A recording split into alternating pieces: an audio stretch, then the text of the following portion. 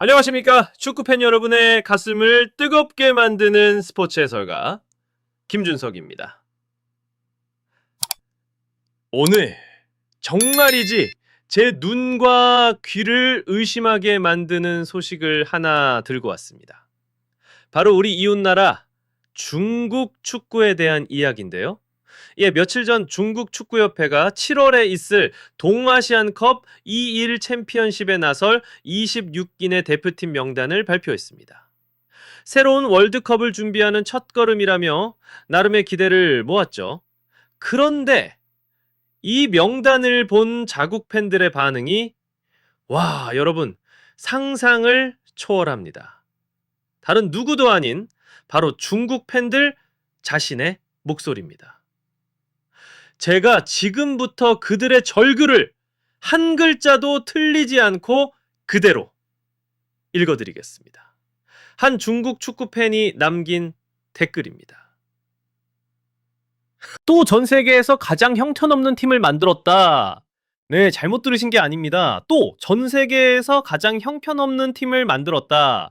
요 자국 대표팀을 향한 자국 팬들의 이 믿을 수 없는 평가. 대체 어떤 선수들을 뽑았길래 새로운 시작을 응원해야 할 팬들이 이토록 싸늘하고 절망적인 반응을 쏟아내는 걸까요? 오늘 저 김준석이 그 충격적인 명단의 실체와 그 뒤에 숨겨진 중국 축구의 비극을 샅샅이 파헤쳐 보겠습니다. 채널 고정하십시오. 자, 그렇다면 중국 팬들의 극대노를 유발한 이 명단, 대체 어느 대회를 위한 것이었을까요? 바로 동아시아 축구연맹 EAFF E1 챔피언십입니다. 여러분, 이 대회 성격을 먼저 이해하셔야 합니다. 이 대회는 월드컵 예선처럼 모든 것을 걸고 싸우는 전쟁이 아닙니다. 오히려 실력을 점검하고 새로운 가능성을 확인하는 시험의 무대이자 동아시아 축구의 축제와도 같은 곳이죠. 말로만 하는 게 아닙니다. 바로 우리 대한민국 대표팀을 보시죠. 우리는 이번 대회에 손흥민, 이강인, 김민재 같은 유럽파 핵심 선수들을 불렀습니까? 아니요. 단 한 명도 부르지 않았습니다. 왜일까요? 목표가 아주 명확하기 때문입니다. K리그에서 빛나고 있는 새로운 얼굴들, 아직 발견되지 않은 우리 축구의 미래의 보물들을 찾아내기 위함입니다. 이들에게 A매치라는 귀중한 경험을 선물하고 대표팀의 선수층을 더욱 두텁게 만들어 더 큰 무대인 월드컵으로 나아가기 위한 아주 전략적인 과정인 셈이죠. 이것이 바로 축구 강국의 자신감이고 미래를 내다보는 장기적인 안목입니다. 일본도 마찬가지입니다. J리그에서 활약하지만 그동안 대표팀의 부름을 받지 못했던 선수들에게 기회를 주며 우리와 비슷한 길을 걷고 있습니다. 결국 이 동아시안컵은 한국과 일본에게 있어 성공의 기반 위에서 더 높은 곳으로 나아가기 위한 확장의 무대인 것입니다. 그렇다면 말입니다. 중국 역시 우리처럼 이런 건강하고 자신감 있는 행보를 보이고 있는 걸까요? 이야기는 여기서부터 완전히 다른 방향으로 흘러갑니다. 네, 바로 그것입니다. 제가 앞서 말씀드린 미래를 내다보는 전략적인 움직임, 이것이야말로 진정한 축구 강국만이 걸을 수 있는 길입니다. 우리는 이것을 점검과 발굴이라고 부릅니다. 조금 더 깊이 들어가 볼까요? 이 점검과 발굴이라는 것은 단순히 새로운 선수를 몇 명 꼽아서 테스트하는 수준의 이야기가 아닙니다. 이것은 하나의 잘 짜인 시스템입니다. K리그라는 치열한 무대에서 땀 흘리며 자신의 가치를 증명한 선수들에게 국가대표라는 자부심을 선물하는 보상 시스템이자 기존의 대표팀 선수들에게는 안심하지 마라, 너의 자리를 위협하는 새로운 실력자들이 이렇게나 많다고 보여주는 건강한 경쟁 시스템인 것입니다. 누군가 한 명이 부상으로 빠져도 그 자리를 완벽하게 대체할 수 있는 준비된 자원이 항상 존재한다는 것. 이것이 바로 대표팀의 전력을 안정적으로 유지하고 장기적인 성공을 담보하는 힘의 원천입니다. 그리고 이 모든 것은 우리가 성공이라는 아주 단단하고 안정적인 반석 위에 서 있기 때문에 가능한 것입니다. 월드컵 최종 예선 진출이라는 목표를 이미 달성했기 때문에 우리는 조급해할 필요가 없는 것이죠. 자, 그럼 이것이 우리 대한민국만 걷는 특별한 길일까요? 아닙니다. 우리의 영원한 라이벌 일본을 보십시오. 그들 역시 우리와 정확히 같은 길을 같은 보폭으로 걷고 있습니다. 지금 피리시, 하이화타 티리시. 일본은 이번 대회를 통해 건강한 세대 교체를 외치고 있습니다. J리그에서 최고의 활약을 펼치고도 좀처럼 A매치에 기회를 잡지 못했던 선수들에게는 위해서는 이보다 더 좋은 꿈의 무대가 없는 셈이죠. 이 건강한 세대 교체라는 말의 의미가 중요합니다. 기존의 베테랑들을 무작정 내치는 것이 아니라 새로운 실력자들이 아래에서부터 치고 올라와 선배들과 실력으로 경쟁하는 선순환 구조를 만드는 것. 이것이 바로 일본 축구가 수십 년간 아시아의 정상을 유지해온 비결 중 하나입니다. 그리고 일본 역시 우리처럼 월드컵 최종 예선에 당당히 진출한 성공한 자의 위치에서 이 모든 것을 주도하고 있습니다. 대구 핵심은 무엇입니까? 한국과 일본 두 나라의 접근법에서 공통적으로 발견되는 단어는 바로 주도권과 자신감입니다. 우리는 실패했기 때문에 어쩔 수 없이 변화를 택하는 것이 아니라 성공했기 때문에 더 큰 성공을 위해 스스로 변화를 주도하는 것입니다. 성공한 자의 여유, 그리고 승리자의 자신감, 이것이 바로 한국과 일본이 이번 동아시안컵을 대하는 명확한 자세입니다. 그렇다면 말입니다. 성공의 길을 걷는 우리와 정반대로 6회 연속 월드컵 본선 진출 실패라는 깊은 늪에 빠진 그들, 중국은 과연 어떤 모습으로 이번 대회를 마주하고 있을까요? 이야기는 이제부터 진짜 비극으로 접어듭니다. 자, 이제 우리의 시선을 중국으로 한번 돌려보겠습니다. 성공 가도를 달리는 한국, 그리고 일본과는 정반대의 길을 걷고 있는 그들이죠. 그런데 정말 놀라운 것은 그들 역시 우리와 똑같은 단어를 사용하고 있다는 점입니다. 바로 세대 교체. 그들 역시 2030년 월드컵을 위한 위대한 첫걸음, 새로운 시작이라며 이 단어를 전면에 내세우고 있습니다. 겉으로만 보면 마치 우리와 비슷한 청사진을 그리고 있는 것처럼 보이죠. 하지만 여러분, 바로 이 지점에서부터 하늘과 땅만큼의 본질적이고도 결정적인 차이가 발생합니다. 우리 대한민국과 일본은 성공의 정상에 서서 더 높은 곳을 바라보며 세대교체라는 자신감의 카드를 꺼내들었습니다.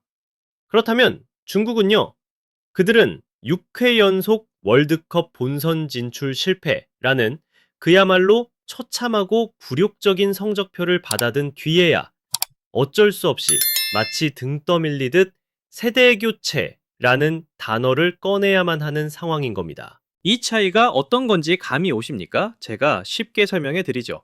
한쪽은 이미 완벽하게 잘 지어진 마천루에 더 화려하고 멋진 펜트하우스를 한층 더 올리는 창조의 작업입니다. 하지만 다른 한쪽은요, 지진이라도 난 듯 와르르 무너져 내린 건물의 잿더미 위에서 엉망으로 뒤엉킨 철근과 썩어버린 기초부터 다시 파내야 하는 복구 작업인 것입니다. 결국 본질은 이것입니다. 하나는 더 높은 곳으로 가기 위한 선택이고, 다른 하나는 더는 추락할 곳이 없어서 발버둥치는 의무입니다. 하나는 전진을 위한 행보이고, 다른 하나는 생존을 위한 몸부림에 불과한 것입니다.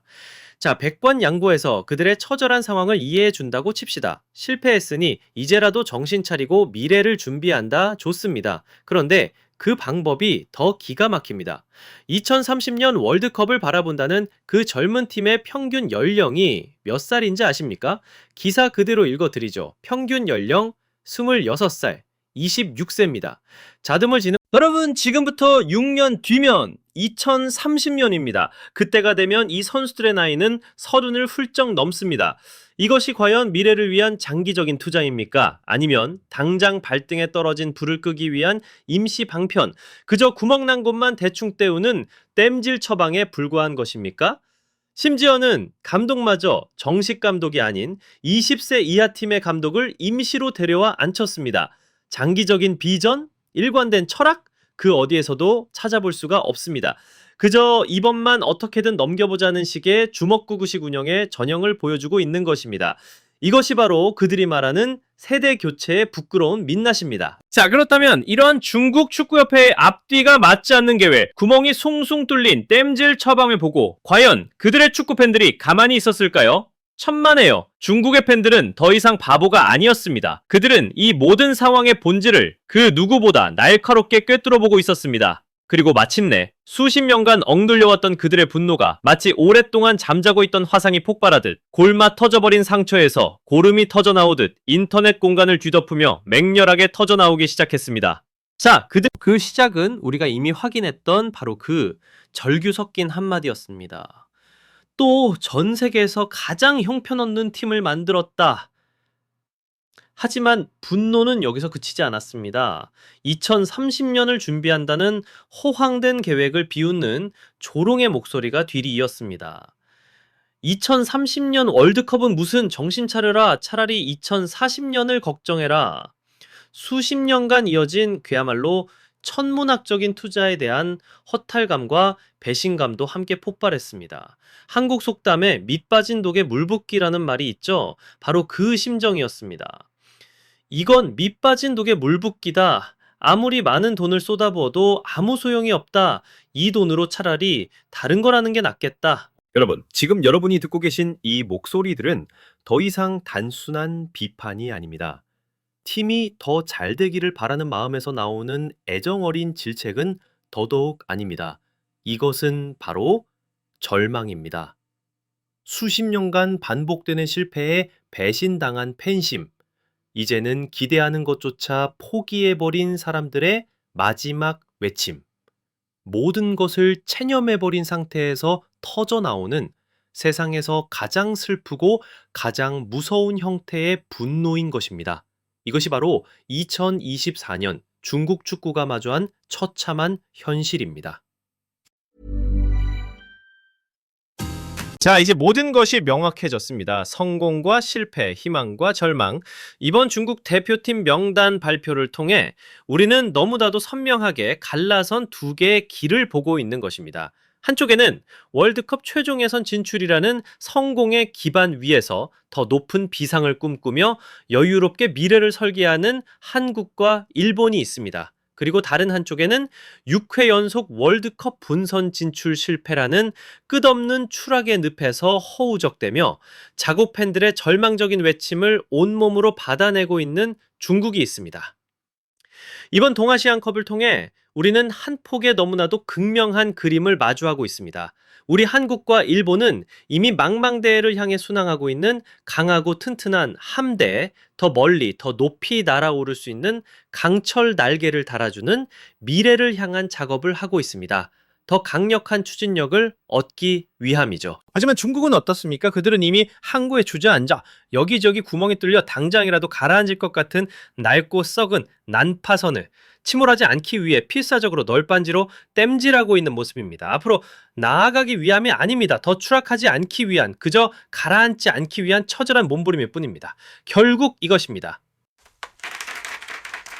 한쪽은 강자의 전략적인 자신감, 다른 한쪽은 패자의 필사적인 발버둥. 여러분, 이것이 바로 생각의 차이, 위치의 차이, 그리고 결국에는 감히 넘볼 수 없는 클래스의 차이인 것입니다. 3점 결론적으로 말씀드리겠습니다. 결국 중국의 이번 대표팀 명단 이야기는 단순히 선수 몇 명의 이름에 대한 것이 아니었습니다. 이것은 실패의 악순환에 갇혀 주먹구구식의 땜질식 결정원을 반복하고 결국 팬들에게는 분노와 절망만 남게 된 한나라 축구의 슬픈 자화상을 우리에게 그대로 보여준 것입니다. 그리고 바로 그 처참한 모습을 통해 우리는 역설적으로 우리 대한민국 축구가 얼마나 올바른 길을, 얼마나 자랑스러운 길을 걷고 있는지 다시 한번 가슴 깊이 깨닫게 됩니다.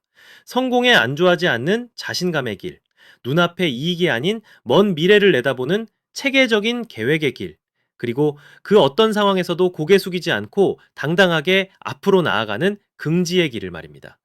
이 난파선 땜질 전략, 여러분은 어떻게 생각하십니까? 우리의 방식과 그들의 방식의 차이에 대해 여러분의 생각을 댓글로 남겨주세요. 대한민국 축구가 걷는 이 길이 자랑스러우시다면 좋아요를 눌러주세요. 앞으로도 이어질 전문적인 팩트 폭격을 놓치지 않으시려면 구독과 알림 설정 잊지 마십시오. 지금까지 해설의 김준석이었습니다. 시청해주셔서 감사합니다.